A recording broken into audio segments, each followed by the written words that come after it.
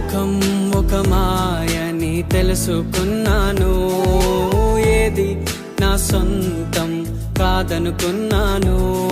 ఈ లోకం ఒక మాయని తెలుసుకున్నాను, ఏది నా సొంతం కాదనుకున్నాను. తప్పిపోయిన కుమారుని నేనైతే, నా కొరకై నిరీక్షించే తండ్రి నా యేసు. తప్పిపోయిన కుమారుని నేనైతే, నా కొరకై నిరీక్షించే తండ్రి